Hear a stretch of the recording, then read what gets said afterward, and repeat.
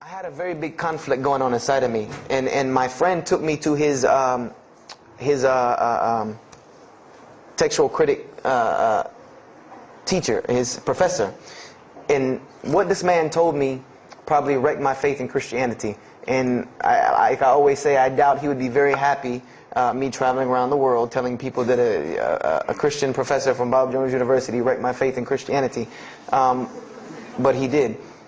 Because what I asked him was, what happened to all these contradictions? You know, in the Old Testament there are many contradictions. If you study Hebrew language, you'll understand that when you read some of the Old Testament or the Torah, that there are some parts of the Torah that you can see is the most beautiful Arabic that you can see. Just the most beautiful Hebrew that you can see, just like when you read the Quran. It's very beautiful Hebrew.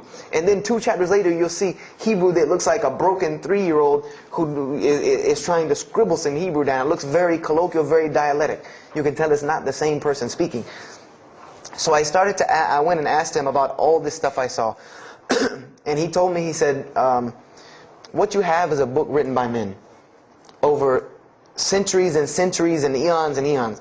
And he says, and this book started as an original that was copied and copied and copied, and somebody added a mistake, and somebody came behind him and corrected that mistake and added 2 of his own. Someone came and copied it and skipped a line and added a line where it wasn't supposed to be. And then someone else came and copied it and took it to his country, and in order for it to fit well with the doctrine they were teaching, he would cross out a dot here or cross out a word here or change a word here so that it would fit with the theological ideas of this part of the world. And he said, and after all these years, you have a book now that is compiled from all of this, written by the hands of men that still have men's fingerprints left on it. And that's what you have. You have an imperfect book that is only perfected through faith. This is exactly what he told me, that this book is perfected through faith. You cannot perfect it textually. It's not a textually perfect book. Those who believe in it by faith. And so I said, here we go again with this faith thing. You know, I said, God gave me a brain for a reason.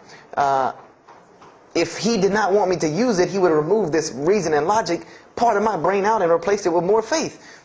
So, you know, and I was of the opinion, you know, as the saying goes, my grandmother didn't raise a fool. I'm no fool. I said, I can't believe in this. You know, I mean, this book I've been taught is the inerrant word of God, and you're just telling me that it's a book of errors that's only perfect through faith. That's like me taking a 1982 Datsun all beat up and say, if you believe it can be a Mercedes. If you believe. You know, that would make no sense. You can't take a car to the car dealership and say that. No, if you really believe it, if you look at it right, it's a Mercedes. So I said, no, you know, this is a book full of errors. And God's religion is perfect. If God has a religion, it's perfect. If he has a book, it has to be perfect because he is perfect. So I left Christianity completely.